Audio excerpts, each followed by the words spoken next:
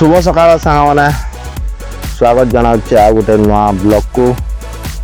तो सांग मैंने आज थंबनेल देखि आपण माने जानि पारथिबे निश्चय को विषय आपण माने थंबनेल देखि करी माने को विषय वीडियो बनुची आपण माने निश्चय जानि पारथिबे। तो सांग माने वर्तमान ट्रेंड रे अछि आउ माने सौरभ जोशी को माने जो प्रकार धमकी मिली उत्तराखंड रे आउ सही माने धमकीटा कौन पाई आउ केमिति धमकी दिया है आउ कहा द्वारा धमकी दिया है आपण मान निश्चय वीडियो माध्यम जनबी। तो दर्शक बंधु सौरभ जोशी को माने ईमेल माध्यम रे धमकी दिया है आउ ताकू माने केते करोड़ ताकू दवा पाई से प्रकार धमकी दिया है। तो जो प्रकार धमकी दिया है आउ से धमकी माने करा है सी जाकर पुलिस रे एफआईआर दर्ज कर। तो एफआईआर दर्ज कला परे पुलिस माने उत्तराखंड पुलिस ताकू छानबीन करुच्ची माने को ईमेल आईडी आसला केमिति आसला आउ कौन पाई ईमेल आईडी द्वारा से केते पैसा मांगुतिला से विषय रे मध्य छानबीन चलुची। तो दर्शक बंधु ए वर्तमान आम किछि दृश्य आउ किछि विषयटा जानवा कहीं मोर ब्लॉगटा बहुत दिन पर माने 4-5 दिन बैक रे आछे कहीं मोर ईमेल आईडी माने सस्पेंड करा जायतिला कि जो ईमेल आईडी मोर यूट्यूब चैनल रे लॉगिन हेतिला से यूट्यूब चैनल रे लॉगिन हेतिला जो ईमेल आईडी ता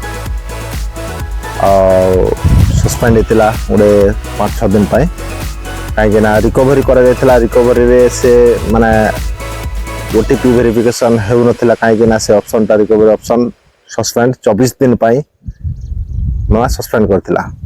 तो मु बहुत ट्राई कली आ बहुत माने अपसाइड मध्य हेली आ बहुत माने मोर माने माइंड एते माने खराब थिला जे केमती करी आपण मान पाखरे वीडियो पहुंचा नहीं पारबार आउ केमती वीडियो बना नहीं पारबार माने जेतकी माने माइंड एंती हेतिला।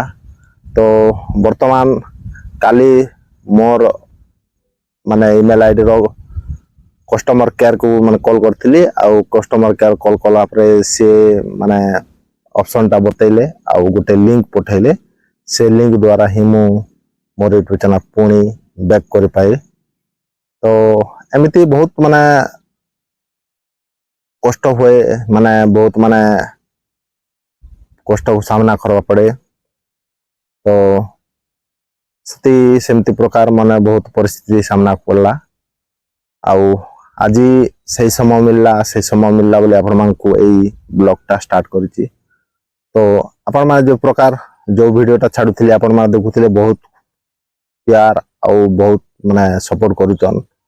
तो बहुत धन्यवाद आपण मान को आउ माने आपण मान को सपोर्ट रे बहुत माने आज के 9300 सब्सक्राइबर आउ 1500 घंटा वॉच टाइम ता पूरा हो जाइए।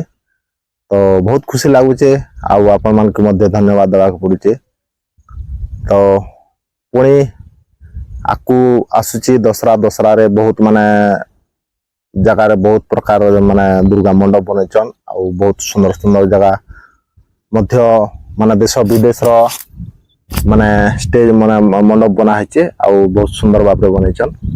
तो काली जिमा में आउ बुलमा कलाहांडी डिस्ट्रिक्ट रे को जगह रे केमती मंडप बना हैचे आउ कलाहांडी रो नंबर 1 कोटा आपण माने निश्चय से वीडियो माध्यम रे देख कमेंट करबे।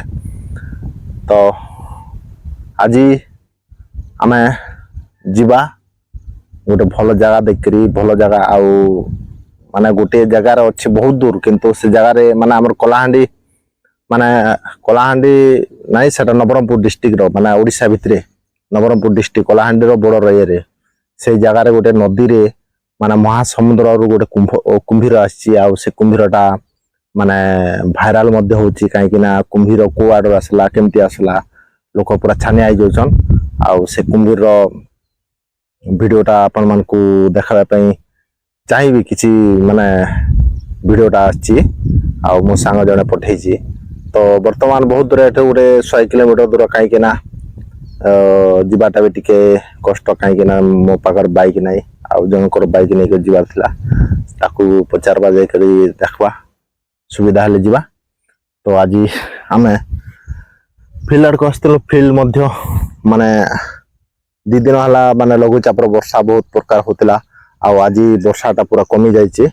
ଆଉ ସେ କମିଥିବା ଯୋଗୁରୁ ବର୍ଷା ମାନେ ସବୁ ଚାରିଆଡ଼େ ପୁରା ଖରା ଆଉ ଲୋକ ମଧ୍ୟ ମାନେ ଆଶା ରଖିନଥିଲେ କାହିଁକିନା ଲଘୁଚାପ ବହୁତ ଦିନ ଯାଏଁ ଧରିଥିବ। ସେଇ ଲଘୁଚାପଟା ରହିଥିବ। ସେଇ ଲଘୁଚାପରେ ଦଶହରା ପୁରା ମାନ୍ଦା ହେଇଯାଇଥାନ୍ତା କାହିଁକିନା ବର୍ଷାରେ ଲୋକ ଦଶହରା ଦେଖିଯିବା ଖୁସି ଥିଲା କିନ୍ତୁ ସେ ଲୋକ ଯାଇପାରୁନଥିଲେ।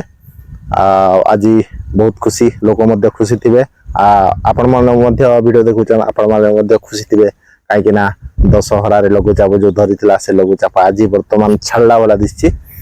ତ ସେ ଛାଡ଼ିଲା ଭଳିଆ ଦିଶିଥିବା ଯୋଗୁରୁ ଲୋକ ଆଜି ଫୁଲ୍ ମସ୍ତି ମଜାରେ ମାନେ ଦଶହରାଟା ଏନ୍ଜୟ କରିବେ।